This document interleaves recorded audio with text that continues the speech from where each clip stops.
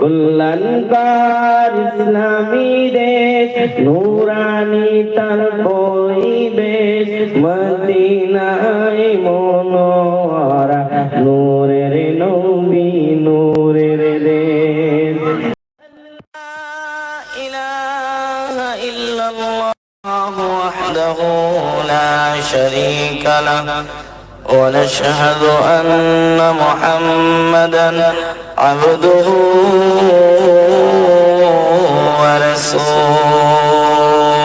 ورسوله الذي أرسله بالحق بشيرا ونذيرا وداعيا إلى الله بإذنه وسراجا منيرا أما بعد فأعوذ بالله من الشيطان الرجيم بسم الله الرحمن الرحيم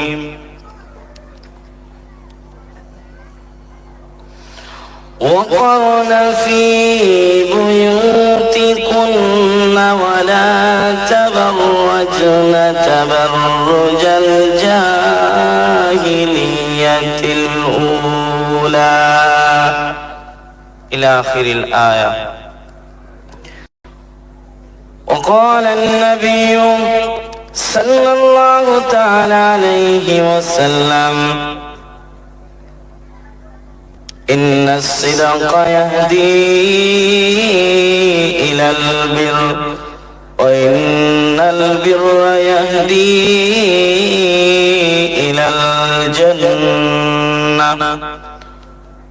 وقال تعالى في شان حبيبه وما زادهم إلا إيمانا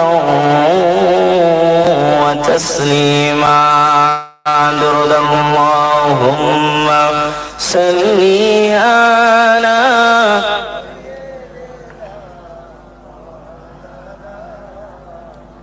وعلى آل سيدنا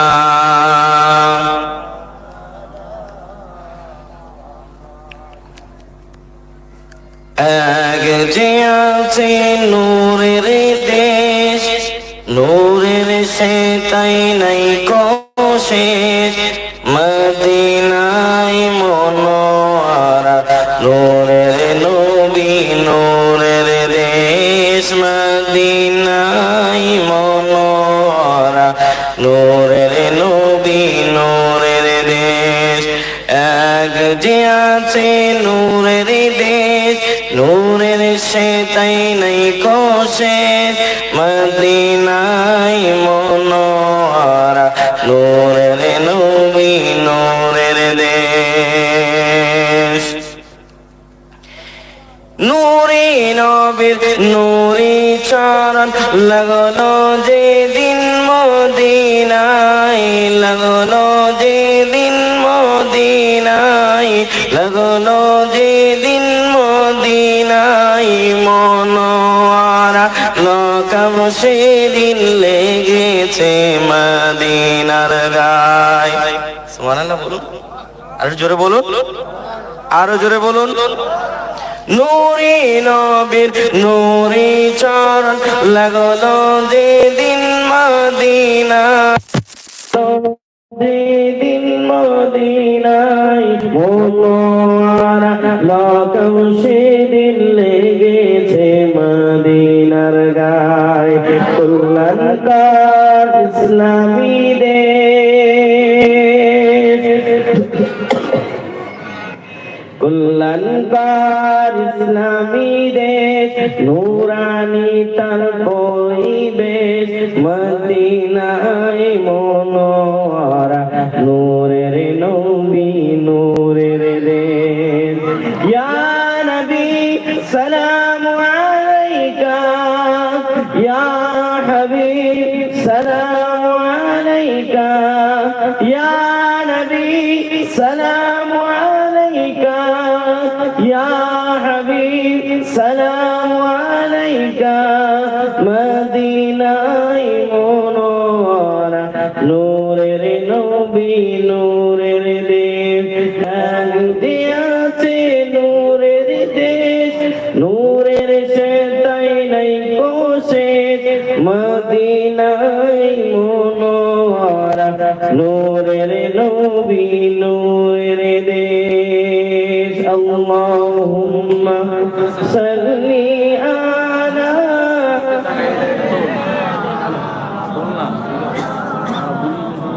ওয়ালা আলি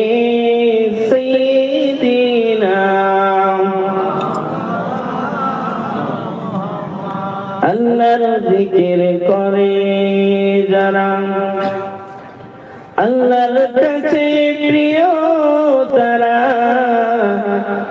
আল্লাহর জিকির করে যারা আল্লাহর কাছে প্রিয় তারা আল্লাহর কাছে প্রিয় যারা জান্নাতে প্রবেশ করবে তারা লা ইলাহা ইল্লাল্লাহ জোরে জোরে পড়ুন লা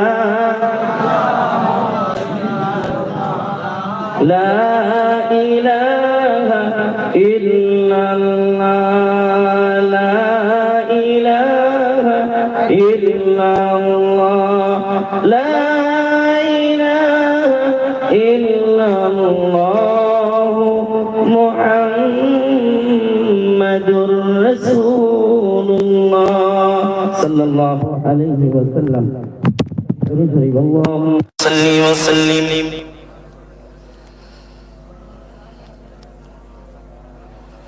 وعلى آله وبيته وأولاده وذرياته وأزواجه وأصحابه وأوليائه وأمته أجمعين كما صليت وسلمت وباركت ورحمت على سيدنا إبراهيم وعلى آل سيدنا إبراهيم إنك حميد مجيد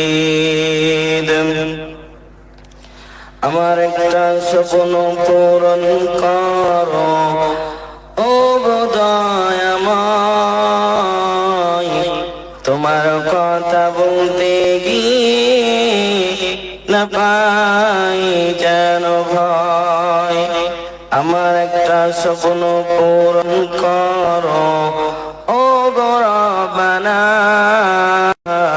তোমার কথা বলতে বলতে মরণ যেন হয় আমার তোমার কথা বলতে বলতে মরণ যেন হয় মুআজ্জাজ মুকাররম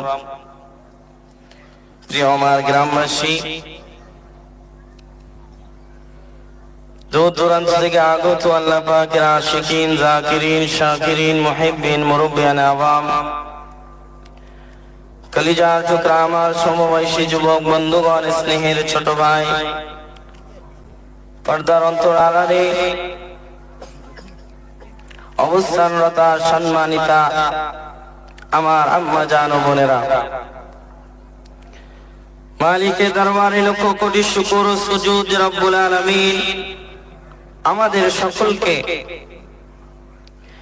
দুনিয়ার সমস্ত ব্যস্ততা থেকে দূরে সরিয়ে রেখে কামিলিন আল্লামা আযান নাচির রহমাতুল্লাহ আলাইহির হুকুম প্রাপ্ত এক মজলিসে আমাকে আপনাকে কিছু সময়ের জন্য দ্বীনি আলোচনা করার এবং আমি গুনাহগারকে কিছু সময়ের জন্য আলোচনা করার সুযোগ করে দিয়েছেন সেই রব আল্লাহ তাআলা রব্বুল ইজ্জাত তার শাহী দরবারে সকলেই কৃতজ্ঞতা প্রকাশ করি কালিমাতুশ শুকর আদায় করি সকলে উচ্চ স্বরে পড়ি আলহামদুলিল্লাহ একটু জোরে বলুন কেউ যেটা পারে না পারে কে একটু জোরে উচ্চারণ করুন কেউ যেটা পারে না পারে কে কেউ যেটা দেখে না দেখে কে, কেউ যেটা শোনে না শোনে কে, কেউ যেটা দেওয়ার ক্ষমতা রাখে না, শুধুমাত্র কেবলমাত্র আমার আপনার দেওয়ার ক্ষমতা রাখে তিনি কে? একটু জোরে বলুন না। আমরা আল্লাহর বান্দা, ঠিক কিনা? কথা বলেন ভাইজান। সকলেই তো আমার আপন লোক। আমি আপনাদেরকে একটা কথা বলতে চাই, জমিন আল্লাহ, আসমান আল্লাহ। এই জমিনে আল্লাহর নাম উচ্চারণ করব, আল্লাহর ধ্বনি উচ্চারণ হবে, কাউকে ভয় করব না, ভয় করব কেবলমাত্র, জোরে বলুন, তানাকে আমরা ভয় করব, তিনি আমাদের মুনিব। জোরে বলুন না সুবহানাল্লাহ। আমার আপনার উপরে অনেক চাপ সৃষ্টি হবে, অনেক কিছু ক্ষমতার জোরে আমাদের উপরে সমস্ত কিছু দিয়ে চাপ সৃষ্টি করার চেষ্টা করবে। তবে ঈমানদার কখনো আল্লাহ ছাড়া কাউকে ভয় করতে জানে না, করবেও না। মরণ একদিন হবে কি হবে না, কথা বলেন। হয় একদিন নয় একদিন পরে, একদিন আগে অথবা একদিন পরে। সেই জন্য ঈমান নিয়ে যদি আমরা যেতে পারি আমরা কামিয়াব। জোরে বলুন না সুবহানাল্লাহ। শ্রেষ্ঠ নবী, মানবতার মহা মুক্তির দূত, আকায়ে মাদানী, আশরাফুল আম্বিয়া, সাইয়্যিদুল আম্বিয়া, খাতামুল আম্বিয়া, মদিনা কা তাজদার, আফতাবে নবুয়ত, ফখরে মওজুদাত, হযরত মুহাম্মদুর রাসূলুল্লাহ সাল্লাল্লাহু আলাইহি ওয়াসাল্লামের প্রতি লক্ষ কোটি দরুদ ও সালাম বর্ষিত হোক। আমরা সকলেই উম্মত হিসাবে পড়ছি আল্লাহুম্মা আমিন, আল্লাহুম্মা আমিন। প্যারে হাজিরিন, এটা মিম্বারে রাসূল, মেম্বারে রসুলে দাঁড়িয়ে কথা বলার যোগ্যতা এবিলিটি আমার ভিতরে নাই, শুধু কেবলমাত্র হুকুম হয়েছে দাঁড়িয়েছি। আমি স্ট্যাচুর মতন হয়ে দাঁড়িয়ে থাকবো। আমার রব, আমার মুনিব আল্লাহ তাআলা যদি আমার এই গোনা আমাকে জবান দিয়ে কিছু কথা বলিয়ে নেন তাহলে বলতে আমি পারবো, অন্যথায় আমার কোনো নিজস্ব কোনো ক্ষমতা আছে? কারো আছে? কারোর নাই। সেই জন্য আমি আপনাদের সকলকে আহ্বান জানাচ্ছি, কোরআন থেকে কিছু আলোচনা করব, হাদিস এবং নবীর অমীয় বাণীকে সামনে রেখে কিছু কথা আলোচনা করব। আমার রব যদি বলিয়ে নেন তাহলে সম্ভব। আমি সকলকেই একটা কথা জানিয়ে দিতে চাই, এখানে সেখানে যারা ঘোরাফেরা করছেন, অনুরোধ করব দিনের জন্য 2 ঘন্টা সময় দেন।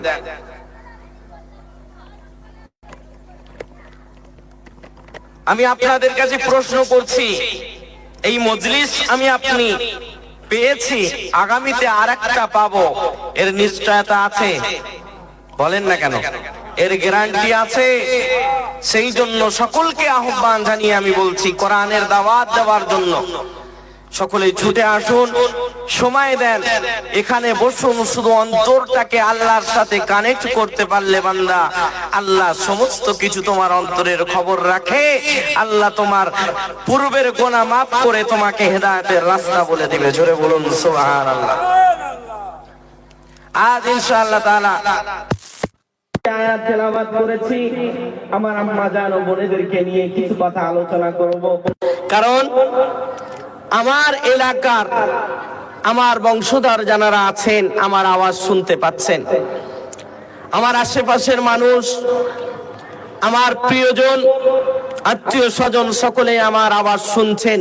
বিশেষ করে আমার আম্মা জান ও বোনেদেরকে বলবো, আমি দুনিয়াবি কাজ অনেক করেছেন, এই মজলিসের জন্য 2 ঘন্টা যেখানেই আছেন ওখানেই বসে পড়ুন আর কথাগুলো শোনেন। ইনশাআল্লাহ আশা রাখি আমার এবং আপনারা যারা বসে আছেন এবং যারা শুনবেন সকলেই উপকৃত হবেন এবং আখিরাতের সামান তৈরি হবে ইনশা। বলুন না ইনশা, আরো জোরে পড়ুন ইনশা। মুসলমান ইমানদার আল্লাহর গোলাম, আমার আব্বা জানেরা, আমার ভাইয়েরা, ও তরুণেরা, ও আমার যুবক ভাইয়েরা, ও মুসলমান ঘরের ছেলে মেয়েরা, ও আমার আম্মা জানেরা, ও বোনেরা, সকলের কাছে আমি একটাই অনুরোধ করব, নিজেকে এই কথাগুলো শোনার জন্য মনোমানসিকতা তৈরি করুন। যেখানে আছেন ওখানে বসে পড়ুন আর গভীর মনোযোগ দিয়ে কথাগুলো শুনুন। আল্লাহ রাব্বুল আলামিন কোরআনুল কারীমে আমাদের জন্য ঘোষণা দিয়ে বললেন, ও আমার আম্মা জানেন একটু ভালো করে খেয়াল করবেন, কারণ বর্তমান নারী সমাজ ঠিক পথে নাই। ঠিক কিনা কথা বলেন? শহরে বাজারে দেখো নারীদেরই ঢল, পর্দাবিহীন তারা করে ঝলমল, অন্যকে তার দিকে আশিক বানায়। সমাজ আজকের নারী জাতির কারণে ধ্বংসের পথে। ঠিক কিনা? ও দুনিয়ার আমার আম্মা জানেরা ও বোনেরা, আমি আপনাদেরকে অনুরোধ করে বলবো, কোরআন কি বলছে আমি আপনাদেরকে একটু শুনিয়ে দিই। আল্লাহ রাব্বুল আলামিন তিনি বলেন, ওয়াকরনা ফি বুয়ুতিকুন্না ওয়ালা তাবাররাজনা তাবাররুজাল জাহিলিয়াতিল উলা। ও আমার আম্মা জানেরা, আল্লাহ রাব্বুল আলামিন বলেন, তোমরা নিজের সৌন্দর্য গোপন করে রাখো, তোমরা ঘরের বাইরে যেও না, তবে যখন যাবে ঘরের পরিবেশটা যেন সেখানে থাকে, অর্থাৎ নিজেকে নিজের আব্রুকে ঢেকে নিয়ে নিজেকে পর্দার সহিত বাইরে যেতে হবে। কার হুকুম? পর্দাটা আমার আল্লাহ তাআলার হুকুম, এটা ফরজ বিধান। ও আমার আম্মা জানেরা, আমি আপনাদেরকে বলবো, নারী জাতিকে ইসলাম অনেক মর্যাদা দিয়েছে। একটু জোরে বলুন না সুবহানাল্লাহ। আল্লাহ নবী সাল্লাল্লাহু আলাইহি সাল্লাম যখন আসেন নাই, জাহিলিয়াতের যুগে নারীদের কোনো সম্মান ছিল না। মহিলা যদি শিশু কন্যা সন্তান দুনিয়ায় আসতো, তাহলে তাদেরকে হত্যা করা হতো। নারীদের কোনো সম্মান বলে কিছু ছিল না। ও আমার আম্মা জানেরা, ইসলাম যখন আসলো, নবীজি সাল্লাল্লাহু আলাইহি ওয়াসাল্লাম যখন কোরআন দিয়ে সমাজের মানুষগুলোকে ডাকতে শুরু করলেন, তখন আল্লাহর নবী নারীদের মর্যাদা এত বাড়িয়ে দিয়েছেন, নারীদের মর্যাদা সব কিছুর চাইতে বেশি। জোরে বলুন। আল্লাহ নবী হাদিসের মধ্যে বলেন, الدنيا متاع وخير متاع الدنيا المرأة الصالحة। ও দুনিয়ার মানুষ, ও আমার আম্মা জানেরা, আল্লাহর নবী বলেন, দুনিয়াটাই হলো সম্পদ। এই সম্পদের ভিতরে সবচাইতে উত্তম সম্পদ হলো একটা দিনদার নারী। জোরে বলুন সুবহানাল্লাহ। আল্লাহর নবী সাল্লাল্লাহু আলাইহি ওয়াসাল্লামের কাছে এক সাহাবী এসে জিজ্ঞাসা করে, ইয়া রাসূলুল্লাহ, ইয়া হাবিবাল্লাহ, আমার কাছ থেকে আমার খিদমত, আমার ভালোবাসা পাওয়ার যোগ্য সর্বপ্রথম কে? নবীজি বললেন, ও আমার সাহাবী, শোনো শোনো, সর্বপ্রথম তোমার মা, তারপরে কি তোমার মা, তারপরে কি তোমার মা, তারপরে কি তোমার আব্বা জান। জোরে বলুন। এখানে আল্লাহর নবী মায়েদেরকে সম্মান বাড়িয়ে দিয়ে তিনবার বললেন, তোমার ভালোবাসা পাওয়ার যোগ্য তিনবার তোমার মা। জোরে বলুন সুবহানাল্লাহ। আরো কত হাদিস শুনবেন, সময় খুব সংক্ষেপ। আমি আপনাদেরকে অনুরোধ করে বলবো, ও মা, একটু অন্তরটা নরম করে আমার কথাগুলো শোনো। আপনি যদি আমার জনম দুঃখিনী মা হতেন, আপনি যদি আমার আপন বোন হতেন, আমি আপনার কদমে লুটিয়ে পড়ে আপনার কদমটা ধরে বলতাম, ও মা, পর্দা নিজের ভিতরে নিয়ে চলো, পর্দা ছাড়া চলো না। কারণ নারী জাতি বেশি থেকে বেশি জাহান্নামে যাবে বেপর্দার কারণে। ঠিক কিনা? ও দুনিয়ার আমার আম্মা জানেরা ও বোনেরা, আমার মায়ের কথা আমি সব জায়গায় গিয়ে বলি। এই গ্রামেরই আমার মা সন্তান, আমার নানার বাড়ি আমার এই সন্দালিয়া গ্রামে, সকলেই জানেন। আমি এটা গর্ব করে বলি, আমার মা আমার নানাজির সন্তানের ভিতরে সব চাইতে বড় সন্তান। এই সন্তান হওয়ার পরেও আমার নানাদের সম্পদ বাজারে আছে, বাজারে যে কটা দোকান আছে আমার মা আজ পর্যন্ত জানে না। আমি এটা গর্ব করে বলি, আজ আমি এখানে দাঁড়িয়ে কথা বলছি, আমি এখানে দাঁড়িয়ে কথা বলার পিছনে কোরআনের কথা আপনাদের কাছে, আল্লাহর বান্দাগুলোর কাছে পৌঁছে দেওয়ার পিছনে আমার মায়েরও হাত আছে। আমি জানি আমি যখন মাদ্রাসায় যেতাম আমার ভালোবাসা আমার মা ভুলতে পারে নাই। দরওয়াজার পাশে দাঁড়িয়ে দাঁড়িয়ে আমার মা আমার জন্য ক্রন্দন করতো, কান্না করতো। সেই জন্য আমি আমার আম্মা জানদেরকে বলবো, বর্তমান সময়টা এমন এক সময় এসে দিনদার ছেলে দরকার, ইসলামের সৈনিক দরকার। ও মা, আমি আপনার পায়ের উপরে হাত রেখে বলি, নিজেকে দিনদার বানান। আপনি যদি দিনদার হতে পারেন তাহলে গাছ যদি ভালো হয় ফলও অবশ্যই অবশ্যই ভালো হবে।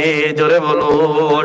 ও আমার আম্মা জানেরা, আমি আপনার কাছে একটা লজিক তুলে ধরি, একটু ভালো করে আমার কথাটা ব্রেনে নিয়ে ভাববেন, বিবেক দিয়ে চিন্তা করবেন, একটু চিন্তার ভিতরে নিয়ে আসবেন। মুজাদ্দিদে জামান আল্লাহর ওলি আল্লামা আজান গাছি রহমাতুল্লাহ আলাইহি, তিনি সরাসরি আসমান থেকে আসেন নাই, আল্লাহ আসমান থেকে পাঠিয়েছেন নাকি? তিনিও তো মায়ের গর্ভ থেকে এসেছেন। মুয়াজ্জিন হুজুর কিবলার দিকে তাকিয়ে দেখেন, তিনিও মায়ের গর্ভ থেকে এসেছেন। হাফিজি হুজুর কিবলা রহমাতুল্লাহ আলাইহি, তিনিও মায়ের গর্ভ থেকে এসেছেন। তারা এক একটা নিজেদের ব্যাপারে বড় বড় শাখসিয়াত, বড় আল্লাহর ওলি ছিলেন। শাবল সিঙ্গাপুরী রহমাতুল্লাহ আলাইহি, তিনিও মায়ের সন্তান। বদ্দিন হাসিন হুজুর কিবলা হাফিজাহুল্লাহ, তিনিও মায়ের গর্ভ থেকে এসেছেন। ও মা, নিজেকে যদি দিনদার আপনি বানাতে পারেন তাহলে আশা রাখি আপনার গর্ভ থেকে যুগ শ্রেষ্ঠ আলেমে দ্বীন আল্লাহর ওলি আল্লাহ দুনিয়ায় আনবেন। জোরে বলুন। ও দুনিয়ার মানুষ, সন্তান ভালো হওয়ার পিছনে পিতার চাইতে মায়ের অবদান বেশি। জোরে বলুন সুবহানাল্লাহ। কারণ পিতা সর্বসময় নিজের সংসারের চিন্তা করতে গিয়ে সংসারের ভার যখন পড়ে যায় একটা পুরুষের উপরে, সন্তানের খেয়াল তত রাখতে পারে না। মা 24টা ঘন্টা সন্তানের পিছনে পড়ে থাকে। মা, যদি তুমি দিনদার হও তাহলে সন্তানও দিনদার তৈরি হবে। বর্তমান প্রেক্ষাপট রেখে আমি সামনে রেখে এটাই কথা বলতে চাই, ইসলামের জন্য সৈনিক দরকার। কোরআনের রাজ কায়েম করতে গেলে কোরআনের সৈনিক দরকার, রাসূলের সৈনিক দরকার। ও আমার আম্মা জানেরা, আমার বোনেরা, কোরআনের ভালোবাসার মানুষ লাগবে, কোরআনের ভালোবাসার মানুষ লাগবে, আল্লাহর প্রিয় বান্দা লাগবে। ও মা, একটু কাজ করো, নিজেকে দিনদার বানিয়ে সন্তানগুলোর খেয়াল রাখো। জোরে বলুন। আমি আপনাদেরকে যে কথা বোঝাতে চাইছি, সময় তো দৌড়াচ্ছে, আমার জন্য সময় দাঁড়িয়ে নাই। মাওলানা সাহেব আছেন আমাদের হাক্কানি আঞ্জুমানের উজ্জ্বল নক্ষত্র, তানার কথার দ্বারাই অনেক মানুষ উপকৃত হন, তানার কথা আপনারা শুনবেন। তবে আমি সংক্ষিপ্ত করছি, আলোচনার শেষের দিকে আসছি। আমার আম্মা জানদেরকে আমি বলি, আপনারা অনেক দামি অনেক দামি অনেক দামি দামি জিনিস খোলা রাখা যায় না, ঠিক কি না? কথা বলেন না কেন? আপনাদের কষ্ট হচ্ছে নাকি? ও আমার আব্বা জানেন, আমার ভাইয়েরা, ও মুসলমান গলের ছেলে মেয়েরা, একটু মনোযোগ সহকারে কথা শোনো। হীরা দামি, ঠিক কিনা? অনেক দামি। তানার সিকিউরিটির ব্যাপারটা দেখবেন অনেক ভিতরে, অনেক তালাবদ্ধ করে রাখা হয়। ও মা, আপনাকে ইসলাম অনেক সম্মান দিয়েছে, পর্দা করার হুকুম করেছে, কারণ নারীরা অনেক সম্মানিতা। সেই জন্য ইসলাম নারীকে পর্দার ভিতরে থাকতে বলেছে। জোরে বলুন সুবহানাল্লাহ। নারীর সুন্দরতা কত, নারী কেমন সুন্দর, নারীর সুন্দরতা এটা ভোগ করতে পারবে কেবলমাত্র শুধুমাত্র তার স্বামী। জোরে বলুন সুবহানাল্লাহ।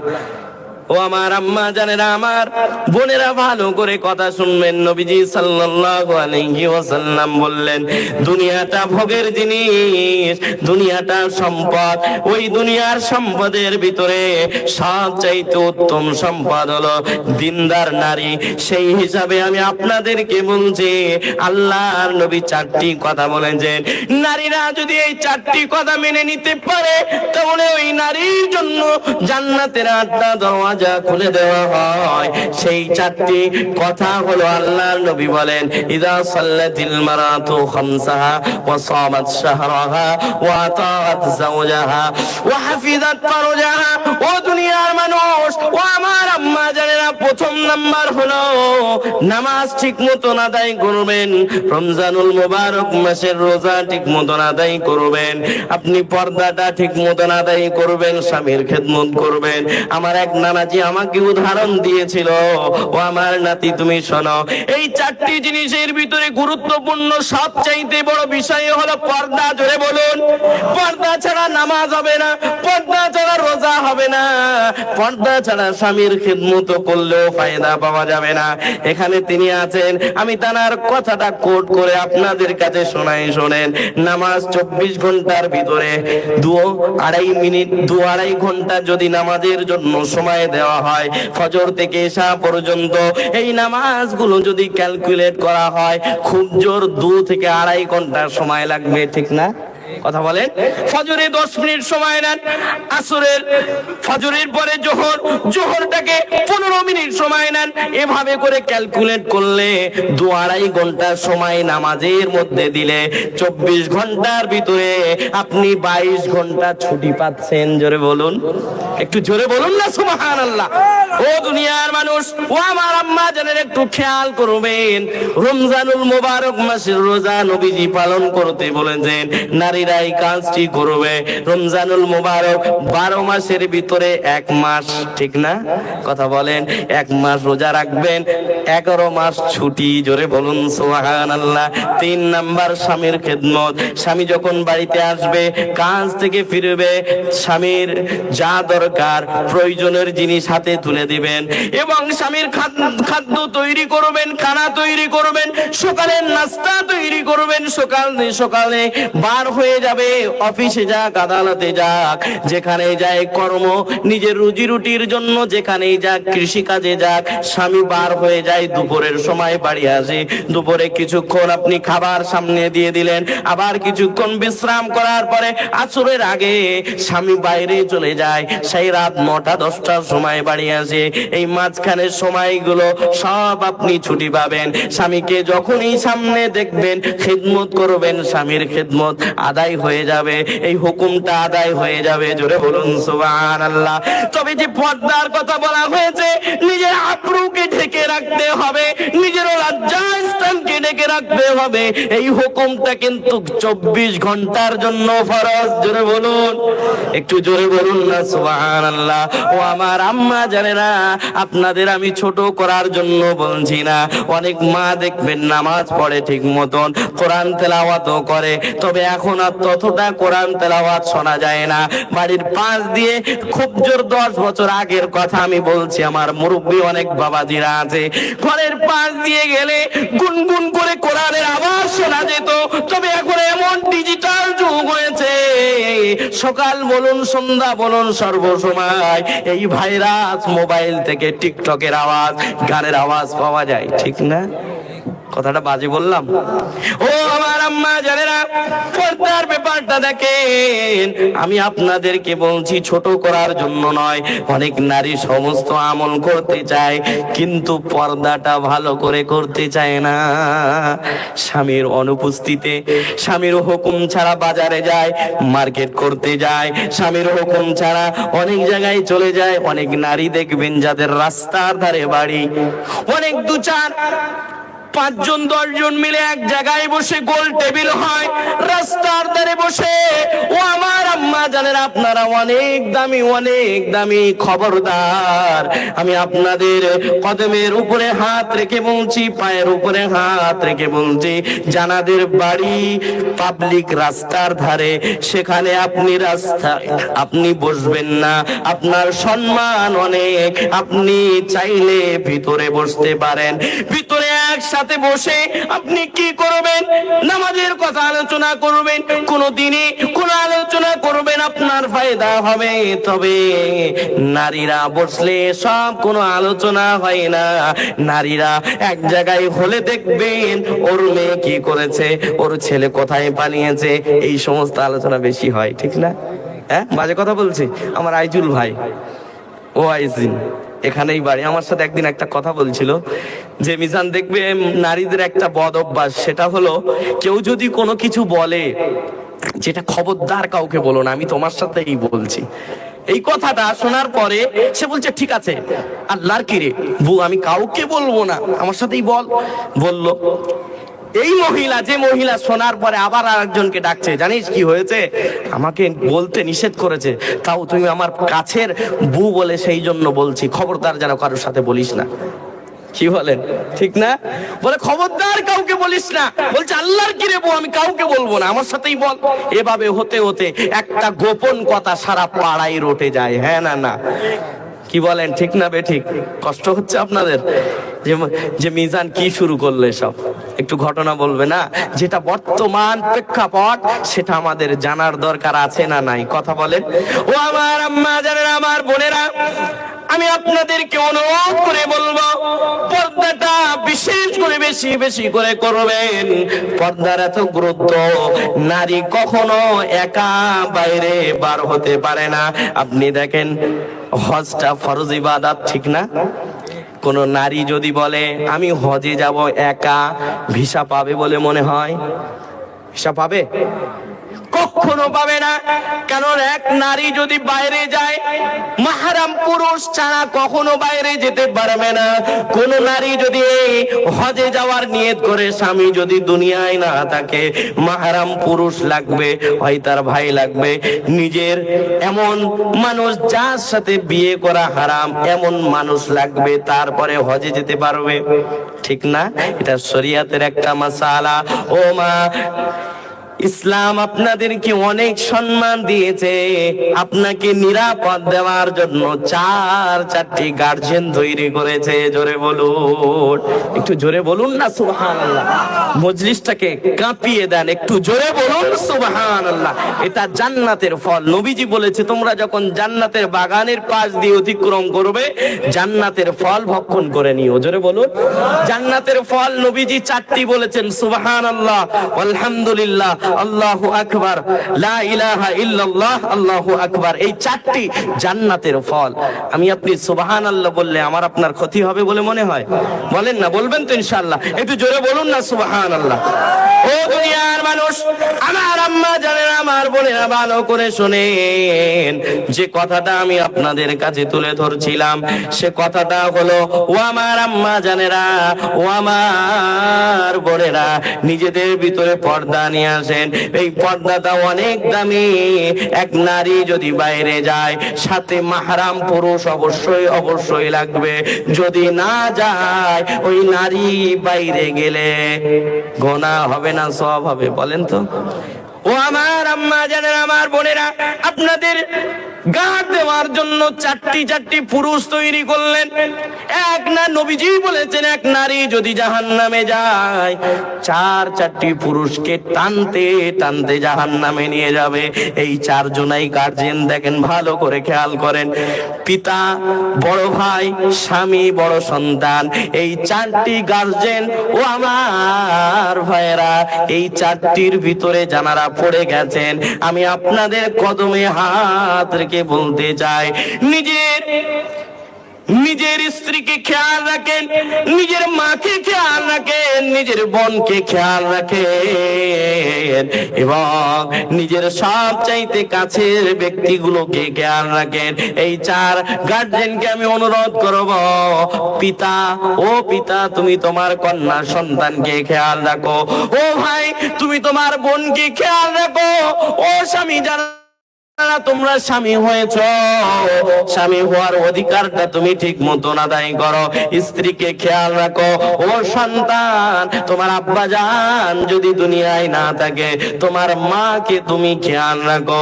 যদি নারী জাহান্নামে যায়, 4 জনকে জাহান্নামে নিয়ে যাবে। কয়জন? একটু জোরে বলুন। ও আমার আম্মা জানেরা, আমার বোনেরা একটু খেয়াল করেন এবং সকলকেই অনুরোধ করব, আমাকে ভুল বুঝে মন খারাপ করবেন না। আমি যে কথাগুলো বলছি আমার মন গড়া কথা বলছি না। বর্তমান সমাজকে সামনে রেখে আমি কয়েকটা কথা বলবো। মাওলানা সাহেব আসার আগ পর্যন্ত আপনাদের কষ্ট হবে না তো? বলেন। ও আমার আব্বা জানেরা, আমার ভাইয়েরা, আল্লাহ নবী সাল্লাল্লাহু আলাইহি ওয়াসাল্লাম বলেছেন কিছু নারীদের গুণের ব্যাপারে, এই গুণগুলো কোন নারীর ভিতরে যদি থাকে ওই নারী জান্নাতি। জোরে বলুন সুবহানাল্লাহ। আল্লাহ নবী বলেন ভাগ্যবতী নারী ওই নারী যার দিকে তার স্বামী তাকালে স্বামী খুশি হয়। আপনি এখনই বলেন না কেন, বর্তমান সমাজে কোন স্ত্রীর দিকে স্বামী যদি তাকায়, এমনকি 1 গ্লাস পানিও যদি চায়, বলছেন নিজে নিয়ে খাও, বলে কি বলে না? ও আমার আম্মা জানেরা, আল্লাহ রাব্বুল আলামিন যে কুরআনুল কারীমের ভিতরে যে আয়াতটা বললেন, ওয়া করনা ফি বুয়ুতিকুন্না ওয়ালা তাবাররাজনা তাবাররুজাল জাহিলিয়াতিল উলা। জাহিলি যুগের নারীদের অভ্যাস ছিল বাইরে যখন বার হবে সুন্দর পোশাক পরে বার হবে, গায়ে খুশবু ব্যবহার করবে। ও আমার আম্মা জানেরা, এটা জাহিলি যুগের নারীদের কথা। আল্লাহ বলে তোমরা জাহিলি যুগের নারীদের মতন সৌন্দর্য প্রদর্শন করো না। আল্লাহ নবী প্রথম গুণের কথা বললেন, কোন স্ত্রীর দিকে যদি কোন স্বামী তাকায়, ওই স্বামী যদি খুশি হয় তাহলে ওই স্ত্রী ভাগ্যবতী। জোরে বলুন সুবহানাল্লাহ। এখন বর্তমান সময়ে অনেক স্ত্রী আছে দেখবেন নিজের স্বামীর সাথে কর্কশ ভাষায় কথা বলে। একটা মিষ্টি কথা যদি স্বামী বলে সেটা পাল্টা জবাব দেয়, মুখের উপরে মুখ দিয়ে তর্ক করে। ও আমার বোন এটা করবেন না। আল্লাহর নবী বলেছেন আল্লাহ ছাড়া যদি অপর কাউকে সেজদা দেওয়া জায়েজ হতো, তাহলে আল্লাহর নবী বলে আমি প্রত্যেক নারীকে বলতাম তারা যেন তাদের স্বামীদেরকে সেজদা দেয়। ও আমার আম্মা জানেরা, স্বামী যদি কোনো কথা বলে, স্বামী যদি তোমার দিকে তাকায়, কোনো কিছু যদি বলে, মিষ্টি মুখে জবাব দিবেন। যদি এই গুণ আপনার ভিতরে থেকে থাকে, স্বামীকে খুশি করার গুণ যদি থেকে থাকে, নবীর কথা মিথ্যা হতে পারে নাকি? নাউজুবিল্লাহ। নবী বলেন ওই নারী জান্নাতি। জোরে বলুন, একটু জোরে বলুন না সুবহানাল্লাহ। ও আমার আম্মা জানেরা, গভীর মনোযোগ সহকারে শোনেন যে 4টি গুণের কথা বলবো আমি। এই গুণটা খুব প্রয়োজন যদি আপনি নিয়ে আসতে পারেন। এই ডিজিটাল যুগে বিশেষ করে মোবাইলে, অনেকেই মোবাইলে টিকটক দেখে, অনেক কিছু দেখে, তবে এইগুলো দেখে অনেক মা বোনের মনটা পাল্টে যায়। ওই নারী কত সুন্দর পোশাক পরেছে, আমি যদি পরতে পারতাম আমারও সুন্দর দেখাতো। ও মা, না না না, বর্তমান সময়ে ডিজিটাল যুগের নারীরা যেমন পোশাক পরে নিজেকে সৌন্দর্য প্রদর্শন করে পরপুরুষকে নিজের দিকে আকৃষ্ট করেছে, ও মা, এই নারীরা জাহান্নামী। যদি আপনি ওই নারীদের দেখে ওই একই রূপে পোশাক পরতে পারেন, আপনার দিকে কোনো পরপুরুষ যদি আকৃষ্ট হয়, আপনি নিজে জাহান্নামে যাবেন। আমি আপনার কদমের উপরে হাত রেখে বলি, মা, কারোর দিকে নিজের সৌন্দর্য প্রদর্শন করবেন না, পোশাক পরবেন না। আমি যে নারীগুলোর কথা বলছি, এই নারীদের বর্তমান সময়ে অনেক কিতাবাদি পাওয়া যায়, আপনি এনাদের জীবনীগুলো একটু ফলো করবেন।